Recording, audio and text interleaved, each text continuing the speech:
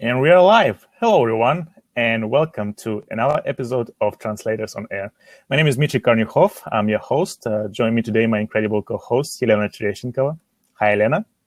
Hi, Dmitry. Hi, everyone. And our guest today, Olga Reinholdt. Hi, Olga. Hi. Olga is a professional coach devoted to supporting clients in self-actualization and developing powerful, authentic brands. Olga started her working life as a translator. She received a degree in linguistics and translation in Kazakhstan. She worked for a variety of international oil and gas projects as a technical translator and interpreter. And eventually, she started her own freelance business in technical translation. Right now, Olga also combines 8 years of her entrepreneurial experience, her education, and coaching skills to find the very essence of personality and brand in her clients. And she's helping her clients develop into a brand that is beyond competition. But before we jump to the topic of our conversation, I would like to make a few announcements, as always. First of all, welcome back, everyone. We've been on vacation for quite a few months. When was our last episode, Helena? Do you remember? At the end of May? In July. No, I think it was in June. In June? Anyway, we've been on vacation for quite some time. We missed you guys a lot, and I hope the feeling is mutual. Again, I would like to thank our sponsor for picking us up for another season. Our sponsor is SmartCat. SmartCat developed CAT tool for translators, and they also have a great platform where translators can find new jobs. So if this is something you are interested in, check out SmartCat by clicking on the green button below this video in the lower right corner. I would also like to welcome our viewers today. We have quite a few people tuning in already. Hello, Hagen, Ina, Christina, Biljana, Anna, Carol, Alice, Berenice, another Anna, Vivian, Adriana, Maria, Joanna, Celia, and Gita. Thank you guys for tuning in. It's always exciting to have you here. I hope I haven't butchered your names. I have a tendency of doing so I apologize for that. For those of you who haven't seen these webinars before, because I see a few new faces here, let me show you how this platform works. There's a chat window on the right-hand side. You can post your questions there. You can use the chat window to interact with other members of this webinar. You can post messages, you can say hi, or you can tell us where you're from and what are you doing right now, or what was your last translation project. You can also post questions regarding the topic of our today's discussion. To do this, you can post questions in the chat window, or we have a dedicated question section in the lower left corner. There's an Ask a Question button. Just click on the button and submit a question, and Olga, Yelena, and I will be more than happy to answer your question and have a discussion. All right. And of course, these webinars are best enjoyed with friends and colleagues. We still have a few spots left. So if you're not busy, just share this link on social media, invite everyone to join us. More people, more fun, the more the merrier, as they say. All righty. Olga, how are you? Hi. Great. I'm casting this podcast on. Why do I hear myself echoing? Is it probably okay? Because no, it's not. Probably because you have Crowdcast open in some other window, or it might be because of casting that on Facebook Live. And yes, I do. Thank you so much. That's much better. Great. Now I will not sound retarded anymore. Yay! Yeah, I'm casting the same. I'm casting this for my Facebook viewers. So there's been like silent suspense. I'm sorry for that. And this is in English as well. So sorry for that as well. But hi, it's great to be here. Olga, can you please tell us a little bit about yourself? I already introduced you, but can you please share more information about you? Sure. It's the hardest question ever, actually. Where do I start? Well, I'm Russian. I'm Russian speaker, native Russian speaker. So English is my second language, and that's an excuse. Yes. I've been a translator for probably 10 years or so. I'm trained as a translator. My first profession is translator. I identified myself with translation as a profession for majority of my career, actually. And I've been an in-house translator. I was very proud to be in huge oil and gas businesses. I thought that it was the pinnacle of translation success. Then I guess surrendered to my entrepreneurial call and started as a freelance translator, and found out that it was a whole different world of activities, and you don't just translate anymore, and now you're responsible for your business. You're responsible for, like, nobody just sends you translation orders and email. Where's my work? Surprise. Yeah.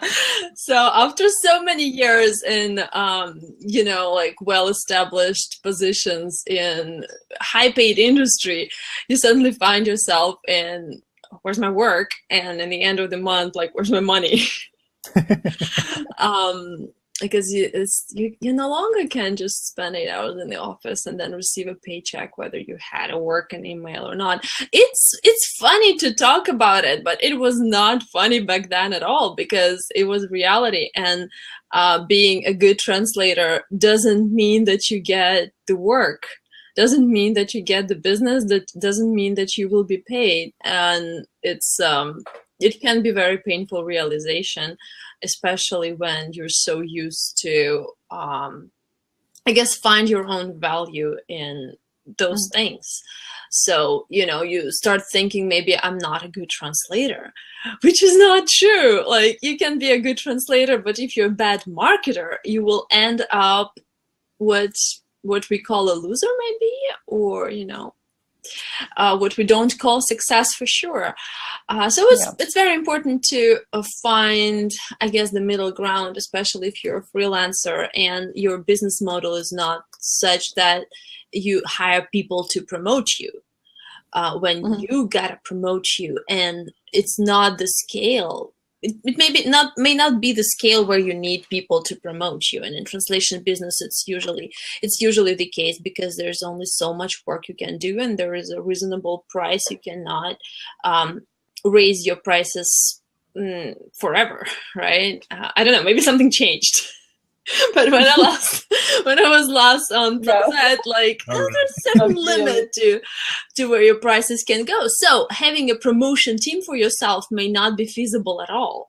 And this is where, as a freelance translator, you've got to find the middle ground between promoting yourself and doing your work. And I guess that takes learning, and that takes looking outside of the box. And I'm actually very curious how it goes for people who never work in-house and start off as a translator on freelance. I think it may be somewhat different from my experience. It might be an interesting topic for conversation. We should find someone who started out right away as a freelance translator, I guess. Yeah, before we launched, thanks for the idea. Before we launch into our topic of conversation today, which is personal branding for freelance translators, I want to share with you guys who are watching us now or listening to us now something that we've been discussing behind the scenes before this webinar started. While I was, as you know, probably, we are promoting the webinars on Twitter and everywhere. Basically, I mainly do it on Twitter. And I got a very interesting tweet in response to my tweet about this webinar. Mario Chavez tweeted at me, and he said, "I think of a personal brand if I thought of myself a commodity or a service, which I'm not." And I guess this has something to do with how people understand what a personal brand is. And it might be some very common conception about what a personal brand is. So Olga, please tell us what it is and why we actually need it. Yeah, so looking at personal brand as a commodity, and I guess something like, I think of personal brand when I think of commodity, product or service, and I'm not a commodity, can also come out as like something, you know, I don't take the offense of being a personal brand, right? It can be taken through certain emotions, and like, I'm not a commodity service, for instance. But But the thing is, you probably are. And it's okay if somebody orders your translation, they need a particular product. They need this text in a different language, and it may be a commodity. It's okay. It's not a bad thing necessarily. So I guess one thing is to, I like how Gary Vaynerchuk puts it, stop romanticizing your business. And it is important to stop romanticizing your business. And if something is a commodity, it's okay. Looking at something with the eyes of your clients is also important. You may be important for yourself, your knowledge, your how you experience yourself as personality. But for your client, it may not. Mm-hmm. Depending on where you are, like in translation, some people buy your personality, other people buy your product. So your product can be a commodity, and it's fine. Normalize it, and that will actually create some room for considering promotion and branding, in a healthy way. So that's one thing. Another thing is that personal brand is not necessarily a commodity. Personal brand is something that everybody has anyway. And if you think about, I like an example of a teacher. If you think about a teacher, I don't know, think about your math teacher from high school, just for an instance. You have associations with the person. You have certain feelings about this person. For somebody it's fear, for somebody it's warmth, for somebody it's, I don't know, fun, they're different, but we have certain reaction to this teacher. And if you're asked, if somebody asks you to recommend somebody to help their kid with maths, you will probably think of that teacher if you have warm feelings about her, and you probably will think about her and then dispense of that idea and will not recommend her if you had some, fear around the person. And it may be just your personal experience, but the thing is that in your eyes, the teacher has a personal brand. This is a personal brand. So it's basically your perception of how people perceive you, how people see you, your clients. Yeah, that's the word I was looking for. Yeah, it's how people perceive you that creates an actionable personal brand. Now, there is a theoretical personal brand that is, in my notebook, I write who are my target audience and what image I want to create and what do I wear and what do I say and my logo, my colors and all that. But I call it theoretical because what actually practically works is how people perceive you. And they may perceive you totally outside of all that magamba. They may not even know about it, or they may not associate the two. And it doesn't matter what is right. It doesn't matter what the books say personal brand is. It doesn't matter whether somebody who made a design for you actually told you that they created personal brand for you. Because what will actually matter in your business, what will actually affect who comes to you to buy your services is how people perceive you. I'm a practitioner. I'm not academical mind. I'm a practical mind, and from practical point of view, I prefer to look at what actually practically works for people, even if somebody doesn't call it personal brand. So what? So yes, the point of the point of it is that everybody has personal brand whether you want it or not. People perceive you somehow, and this is what your personal brand is. Now, if how people perceive you actually pays or doesn't pay your bills, this is when you need to pay more attention and be more intentional about how people perceive you. Yeah, and that's actually the next question is, can a personal brand be bad for your business? Of course, yeah, totally. And this is when we don't realize, like when we reject the whole idea of personal brand, you know, like saying that I'm not a commodity, personal brand is something for commodities, blah, blah, blah, all the stories. There's some other stories that personal branding is boasting, that personal branding is fake, and whatever stories they are. And when we reject the idea of personal brand, therefore don't even look there, this is when it just builds somehow behind our back. And as my client once said, behind my back and my own eyes, which I loved. Yeah, so it just creates itself without us realizing it, and it affects us. And we may try hard to overcome the result of that, but we create that result in the first place. And that happens when we reject the idea of a personal brand altogether, or don't think about it, especially if we are not necessarily in a place or a position that is stereotypically associated with a personal brand. Like, I'm not a movie star, why do I need personal brand? Everybody has it anyway. It's interesting. Sorry for interrupting you. Sure. I was wondering about personal brands and how they affect your perception of your clients. And as you know, in translation industry is huge. There are many fields of specializations, and clients that work in those fields, they have different perception of what an ideal translator or a team of translators should look like.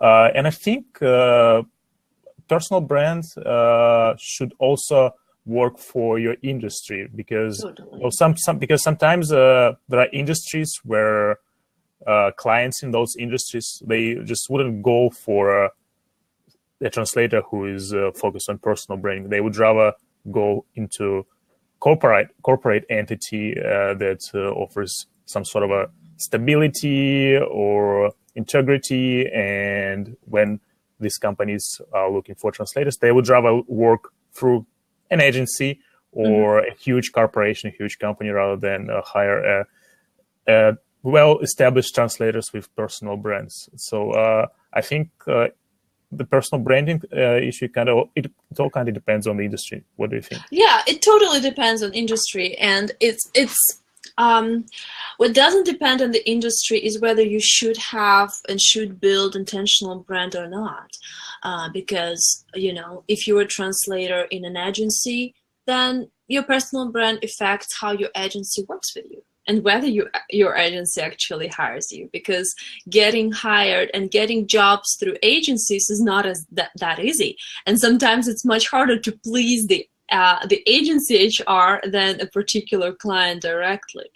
So your personal brand, if your intention is to work with an agency, then you build a personal brand in such a way that it appeals to the agencies. Say in my example, I worked in the oil industry in Kazakhstan when I was a freelance translator, and I had many people coming to me. I had clients that people actually envied me about, because I had engineers. I had mostly expats. Lots of them were Americans, just coming to me, and those are the people who I met in bars and on parties and things like that, because this is how connections work in oil industry. And I've always been that kind of person, like wearing jeans and speaking foul language sometimes, and and all that. And I could talk about things that are interested to them, like we could have a laugh about what happened at a drilling rig last week, and we read it in news, so we can have a good laugh about it. And this is how I got most of my very good and loyal clients. It had nothing to do with how good I was as a translator, because as long as you can translate well, the quality of translation doesn't really affect whether you get hired or not. This is the tough truth. If your translation is absolutely beyond acceptable quality, that's a different question.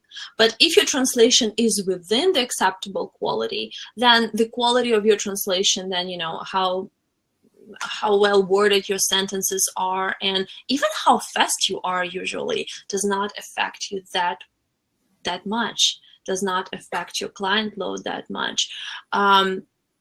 So I had lots of competition that could translate as well as I did, but because I was, you know, I was their people. That's why they came to me. I was their people. That's why they gave my card to their colleagues and their business partners. And there's like small oil and gas service companies. They flock together in foreign countries. So you meet one person, you know them all. And without a personal brand, if I had, you know, if people perceived me as, I don't know, as a girl, they probably wouldn't work with me. I don't know. But they perceived me as one of them, you know, they perceived me as, in a way, a good guy. And it wasn't that I intentionally built that the good guy thing. I would say that I intentionally found the people that I resonated with. And there was demand for my service. So this is that magic point for the personal brand that we all need to find regardless of where we work, is, you know, that people that resonate with who I really am. Because, you know, if you cannot pretend to be one of their people.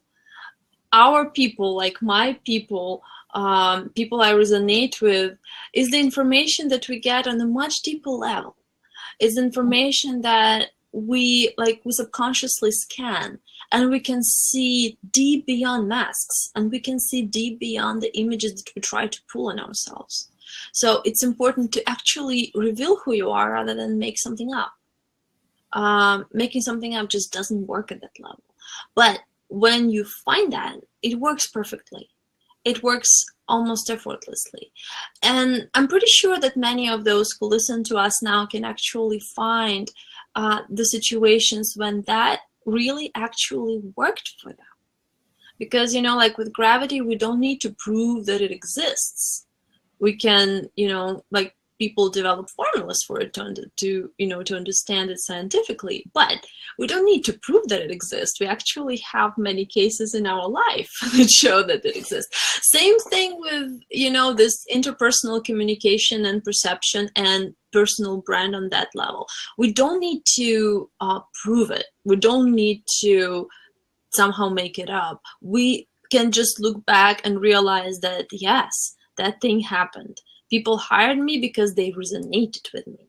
And sometimes they even didn't look at my translation. They just resonated with me. So yeah.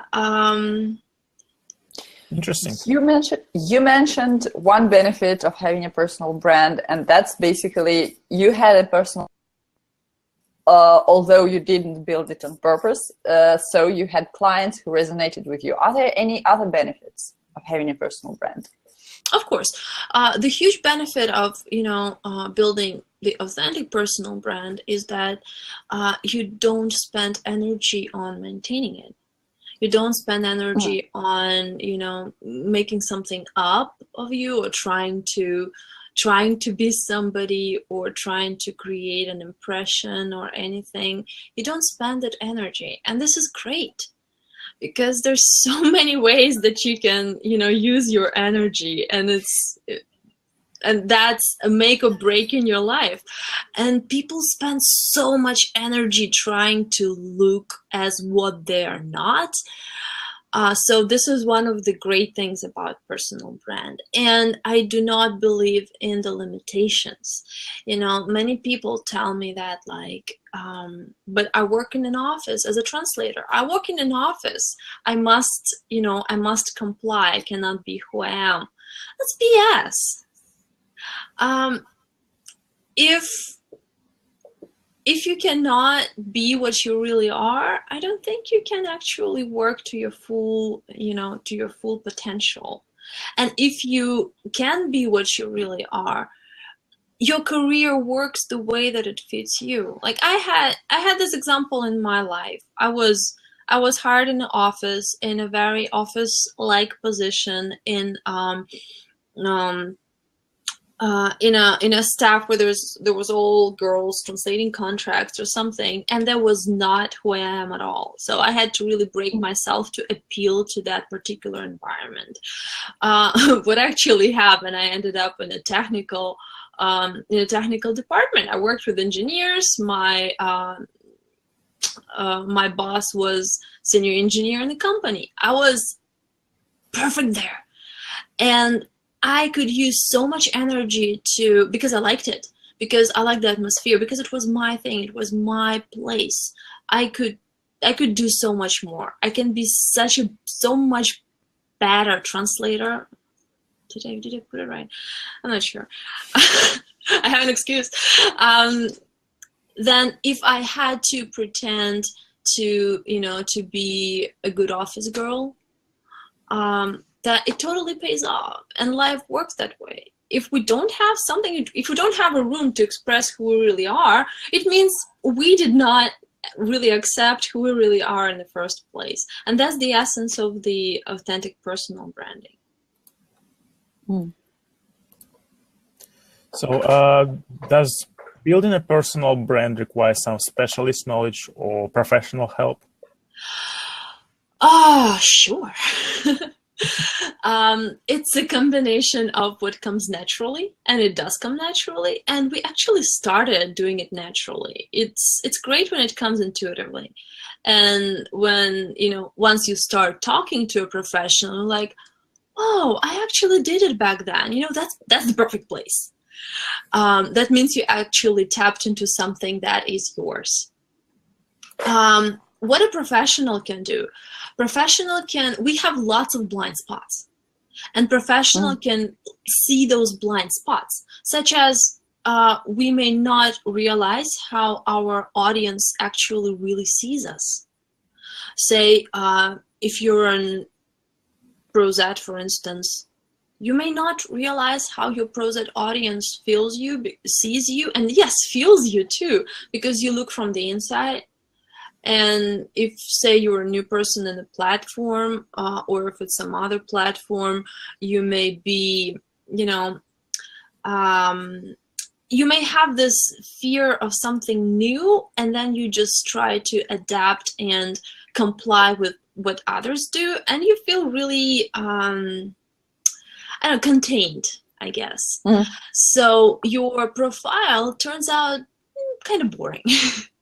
Kind of boring and blends with others. That very often happens with people when they find themselves on some new platform, especially when you look for your clients online. Like, say, I'm very natural on Facebook. When I go to LinkedIn, I start putting stuff that I hate myself for, actually.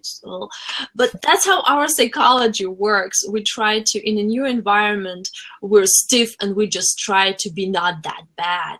So a professional can help there. A professional can help show you where you're stiff, where you're blending in, and not really showing yourself. And it may be very easy fix, or it can be a very deep work. It depends.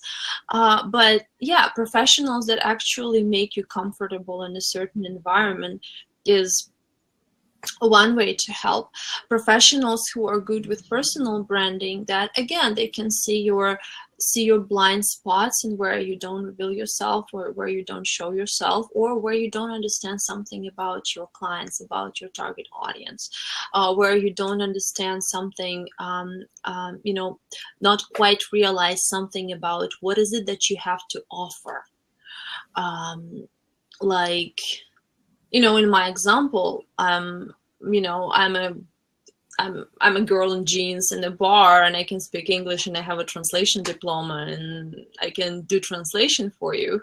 But what the clients really guess from me, I may not realize it. Like, maybe for a client, that associates with somebody who knows their stuff, and and I may not realize it, and a professional will realize it, and this is where professional is very important, you know, to actually show me this is what they buy from you. So I'm more intentional about it. I don't make it up. I don't fake it. I'm just more intentional about what I actually have, and I show it. So I own it. That's where professional can help too. And of course, in things that we have lots of fears and limitations and blocks about how ready we are to actually show what we are. And that's it's psychology, and this is where coaches and psychologists come in hand. And it's a deeper work, but it has more impact, not just on sales, not just on branding. It actually has huge impact on life. So this is what I like about personal branding, and this is what I like about working with people on their marketing, on their business objectives. This is a playground where you can see things about your personal blocks and your personal limitations that affect your whole life and your quality of life and how happy and fulfilled you are in life. It's a great laboratory where through those things you see something that you probably would never even see if you never challenged yourself with marketing your business. So yeah, this is where a professional can come in handy too. But is there anything that people can do themselves for building an authentic personal brand? And probably it might be especially difficult for someone who is an introvert. And I know that a lot of our listeners are introverts. Or identify as introverts. Or identify as introverts. It happens so that a lot of translators say that they are introverts. That's actually amazing, and this is what I loved about being a translator, because and I moved to coaching, and you know, I was a fitness trainer after I got bored with my translation business, and then I became a coach, and I'm a classically trained coach, and this is where, you know, at least you identify yourself with an introvert, like you're true with yourself about who you are, you own it. In coaching, you're not supposed to be an introvert. Coaching and fitness training is a very extrovertial place. This is where you're expected to do, you know, what's natural for extroverts. And if you're not, you're in trouble, or you feel as if you're in trouble. And yeah, I am an introvert, and probably that's why I ended up being a translator as well. And in coaching and building my brand as a coach, that became a challenge. That became a true challenge. For many people, one of the assertions about building a personal brand, one of the dogmas even probably, one of the models is that personal brand is something loud. It's something, you know, out there. It's like breaking your comfort zone where it's just you and your computer and your thoughts and your research, and going out there and trying to be among people, and, you know, networking online. Actually, you know, you may have illusion that it's easier than networking with people in life environment. Really? Yeah. But it's not. It's the same people. And now it becomes more and more what's the word? It becomes more and more real. So it's not that different. For an introvert, it is very important to, again, embrace who you really are and not try to brand yourself the way that an extrovert would do, because you're just a different species. And it's been proven that introverts and extroverts are different species. We have different, our brain is wired differently. So this is not something that we can just change because Tony Robbins said so. No. So it is important to embrace who you really are and be in peace with who you really are. And again, just show it. And you know, if you're a geek, amazing, show your geeky side. If introverts are usually people who are very thoughtful, they're people who have many look for meaning and look deep and think deep. Well, express that, show that. And clients who, they probably will not judge your translation by it, but they will notice that they have the same experience and you share the same experience of life, and that unites, and that can make you, you know, great acquaintances, and that can establish your contacts on a much deeper level. Introverts can establish contact with other people at a much deeper level, and this is one of the explanations to why introverts avoid people. They don't avoid people. Introverts avoid lots of superficial interaction because it's not natural for us. And introverts avoid, I guess, risk of being hurt because introverts are more, just not naturally more sensitive. But because introverts are naturally more sensitive, and because introverts prefer to look deeper, we have a lot to offer. We have a lot to think up for our tweets and posts and, you know, emails. We have a great way to feel if you're in an interpretation environment, if you interpret, you know, for somebody, if you're around somebody, you can pick up on their emotions and you can make them feel comfortable about you, because, you know, just feel emotionally comfortable here because you are that sensitive, because you sense it. And if you learn how to react to it, you will be able to create something that an extrovert doesn't do. And these are the things that are important to you know, translate into your personal brand as well. Again, that's what I did. I had a huge promotions in my work because I interpreted as well as translated. And for an office environment, interpreters actually do better because they're closer contact with their bosses and with the decision makers. That's a little dirty secret. So if you interpret for higher management, you have much higher chances to be promoted because you're here. They see you, they know you as a person, they come to you.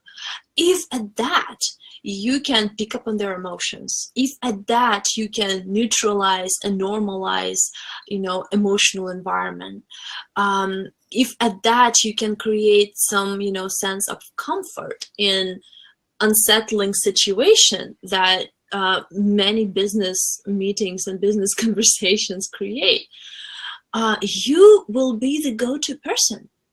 Not because you're a better interpreter, but because people feel safer with you. This is what an introvert can do. And this is what introvert actually is made to do. So if you embrace it and use it, it becomes a very strong part of your personal brand. Interesting. So what can you recommend for translators who are trying to build their personal brand? What are the things they should pay attention to while building their brands? And maybe there are some mistakes they can make. What should they avoid? Yeah, totally. I would start with avoiding anything that is dogmatic. If you have if you have idea of, say, what a great translator looks like, for instance, and especially if that idea is something that you need to force on yourself, then this is something that you need to go back and review, because it probably just limits you. It's great to understand what. Now, I'm romanticizing. It's great to understand what you like. There can be areas in translation that are stereotypically well paid, but if you hate it, you're not going to be well paid. And if you hate it, the money will not compensate for all the torture that you had doing all this job. And you will sabotage it. Sooner or later, you will sabotage it. So there is no such thing as a well-paid niche in translation.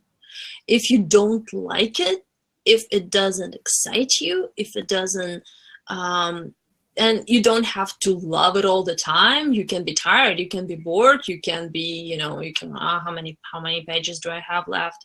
You can be there, it's normal. But if that's not a dominating experience, if this is your dominating experience, then you so gotta sabotage it. Your body will sabotage it. You will not succeed in that. So in choosing your niche, and choosing your niche is one of the parts of the personal brand. On the surface, I didn't talk about it, right? On the surface, the main, I guess, pillars of a personal brand is your niche, your target audience, and your niche, your target audience, and well, yeah, and your image, how people see you. So your niche, don't go for something that is stereotypically well paid or is you know, more, gives you better status. Be true about what you really like and what really interests you and what you really can be invested in. Translation is a very, is there such word as investive? But it's an investive activity. So I guess that's probably, again, why I was successful in technical translation. I loved being on site. I was the crazy one that loved being on site. I was the crazy one that would actually ask people to show her around and show her machines and sites and understand how they work and do all the uncomfortable stuff. And I could be out in the field, like on the plant, in bad weather and in bad environment and getting tired and climbing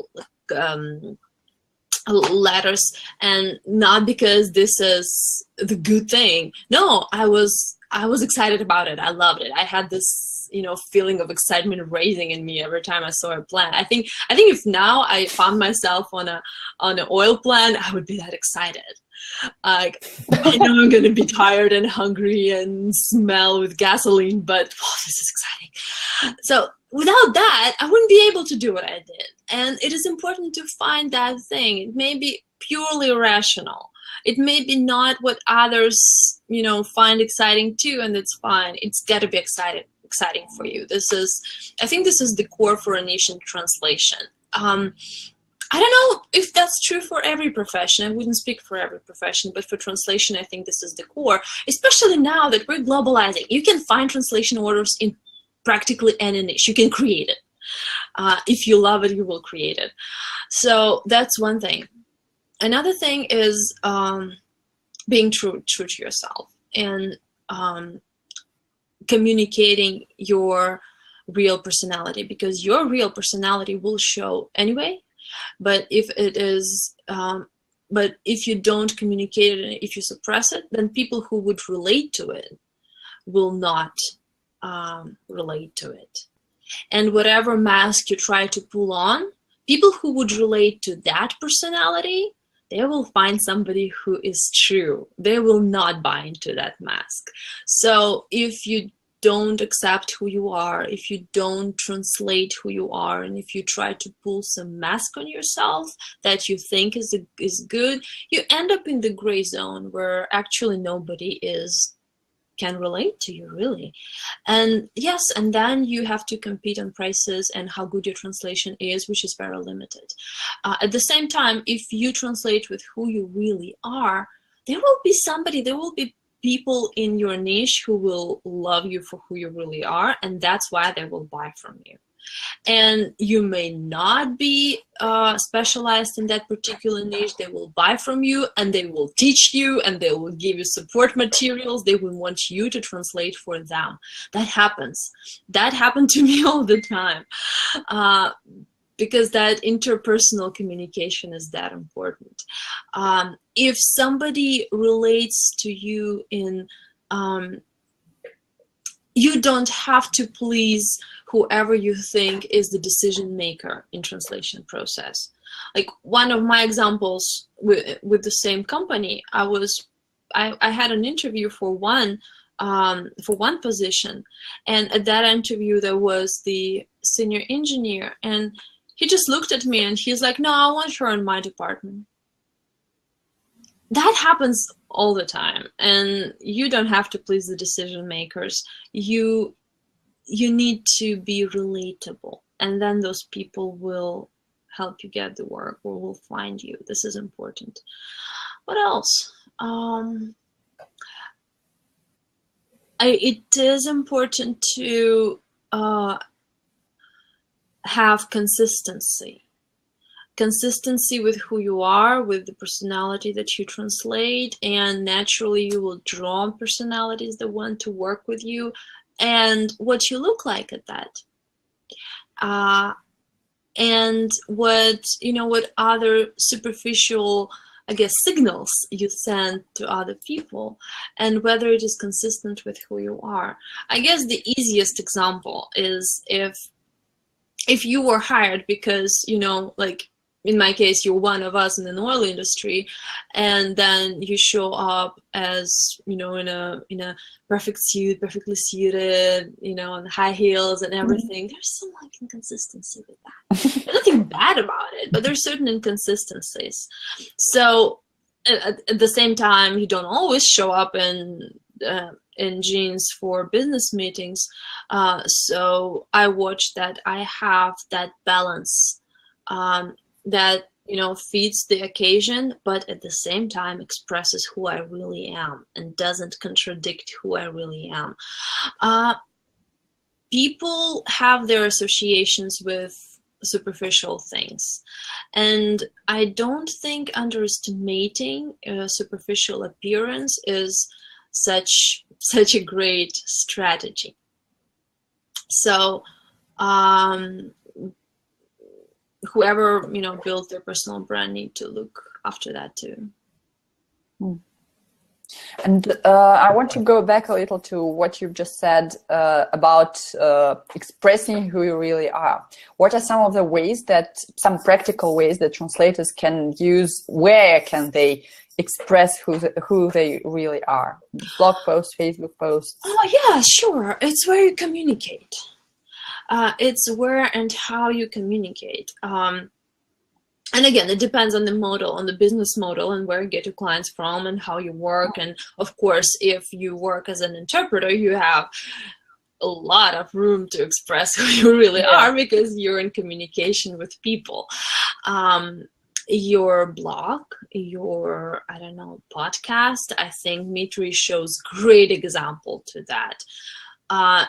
You do that. I mean, like the open mic project is totally, this is the statement. It's a statement of personality. And I'm pretty sure it got clients to you, although it's not targeted at somebody who would buy your service directly, right? But it's a statement of your personality. There was a bold assertion there. I don't know, but I would expect that. Something that is a statement of your personality. The problem is that many translators would think that things like that don't work. Like blogs, podcasts is just you're just spending time. Besides, it's really difficult. It's really difficult to blog for a translator to blog on something that their target audience, that is their buying clients, would be interested in, because translation clients are not interested in translation kitchen. They're just interested to get a translation. And what is it you write about? And what is it your blog about? Like, I had attempts of, making projects that my clients would relate to. And those were great ideas. Like, for instance, I wanted to make a project, expat insights in Kazakhstan, thus attracting expats. It was a great idea. You're welcome to use it if you want. But it didn't work out for me because it wasn't a statement of who I am. It was just what I thought those people would like. It had no me in it. So I sabotaged it. I so totally and completely sabotaged it purely because of that. And I guess it's a good thing. If it was not a statement of who I am, it wouldn't work anyway. But the blog, the podcast, the way that you communicate in social media, and in social media, you can have people who are your clients, and you don't have to speak about translation. You can speak about things that they just relate. And then when they find out that you're a translator, and if they have the need for a translator, they will come to you because they related to you as a personality in the first place. So I guess it's that easy, and it's not easy because it takes some opening up. It takes courage to actually write about things that matter to you, and it takes courage to make a post that makes you physically cry, and then you hit post and you're vulnerable. It's a vulnerable place, but those vulnerable posts are actually the ones that make that connection. And again, it largely depends. But I haven't seen a person, I've seen clients who don't care about vulnerability of their translators. I haven't seen people who don't care about vulnerability of other people. Not in the way to offend them. I'm not talking about mental disorders, but people, when we speak about something vulnerably, people feel it, and it's usually their own experience, or they can relate it to their own experience that is probably different, but that shows we're similar. We have something in common on a very deep level, and on that level, people connect. Outside of translation whatsoever, but if you're surrounded with people who potentially need your translation, I mean, if you show that to people who will never ever have a need in translation that particular sphere in those particular languages, you will probably have great time sharing yourself and not really help your business. But again, it's a balance, and if you surround yourself with people who share, who can be the potential clients, but you speak to them as a person. I'm a translator, but I'm speaking as a person, and they relate to you, or crack a joke as a person, or whatever. It's whatever is real, natural, and human. People will be attracted to your personal brand, and you will be the first one on their mind when they need translation. I have a question. So one of the challenges of modern days is that we live in a world of social media, and I didn't call it a challenge. When you're building a personal brand, you put yourself out there, and other people also put themselves out there. So as you start building your personal brand, you're exploring your personality, what works for you, what works for your clients. I noticed that sometimes you tend to compare yourself to other people who basically trying to do the same thing. Maybe they are working in the same field.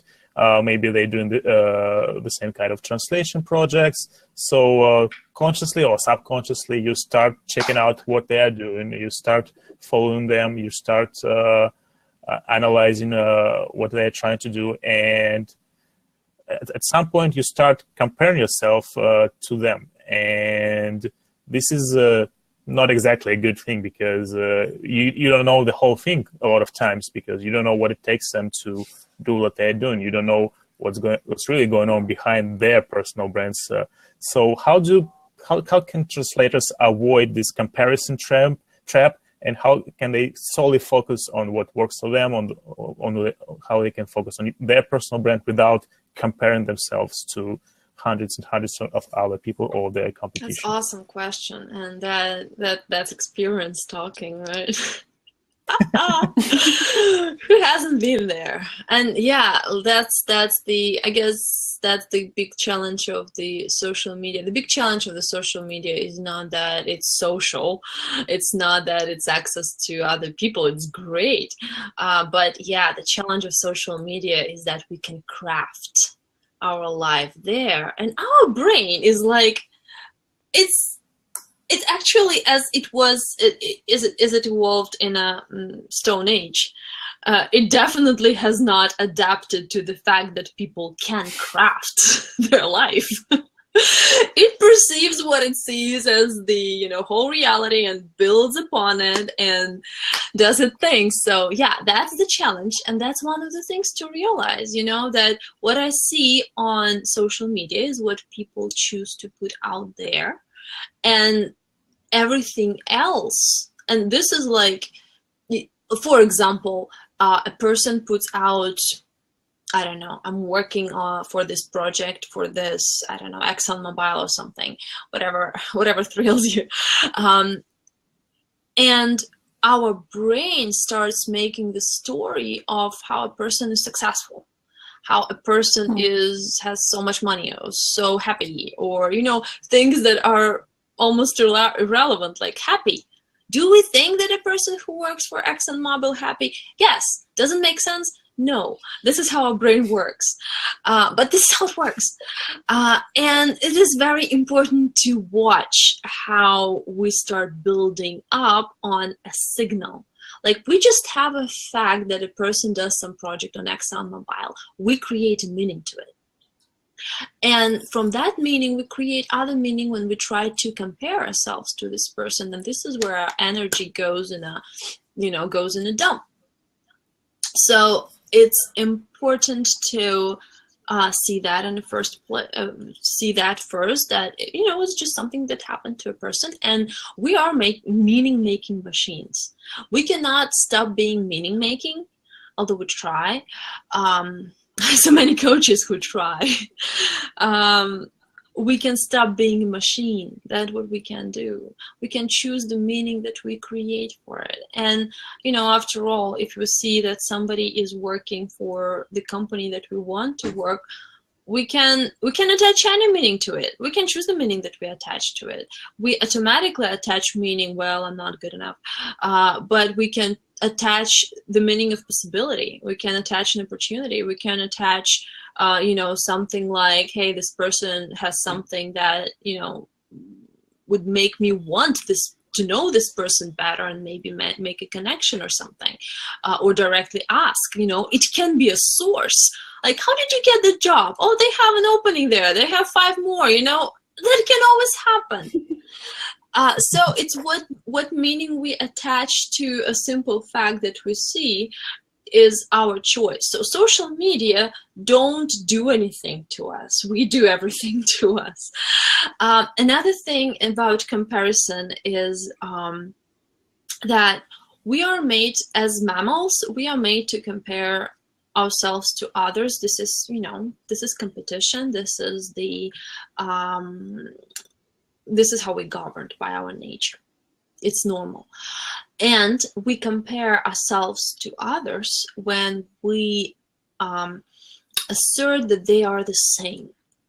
So if we look at, I don't know, some idol, it's somebody who we treat as superior to us, we don't have a trouble that this person has things, or, you know, we don't trouble ourselves with that. That's normal.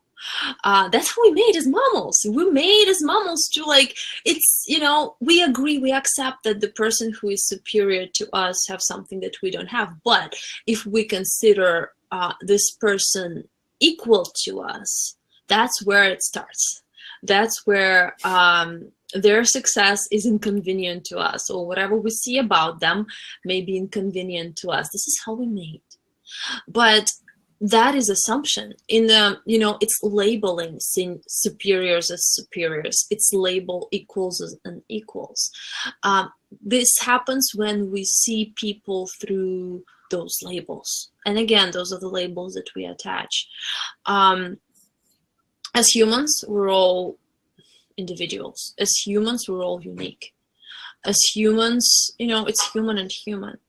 That human has something going on in their life, and I have something going on in my life, and we're just two human beings. We are not limited by the same resource. We're not the same, or we're not different. We're just two human beings. That's it.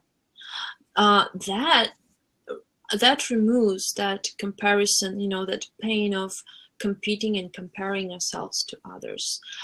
And then we can see say beyond something that we can be jealous about. We can see what is that allowed this person to achieve it. Like, is it certain personality? Is that certain, trait of personality? And once we see a quality, a personal human quality in others, this is what we can accept in ourselves. So people can actually show us what we can have, but for some reason we don't allow ourselves to have it. And then we feel pain that somebody else uses it. But it's just the person that we see them using it. We have the same thing, we're just not using it. So that pain can actually show the potential that we have and don't use. That's the beauty of it. So I guess there's a few approaches, and combination of those will make, I guess will create a reliable position in life, and not just as a brand, as a person. Yeah, the main thought-provoking. Yeah, it is. The main thing that I personally got from our today's talk is that to build a personal brand, you get to understand who you are, and then you just have to show it. It sounds simple, but I guess it's not as simple as it sounds. Thank you very much, Olga, for joining us for the first episode of this new season. Thank you guys for being with us, for listening to us, and for watching us live today or watching the recording.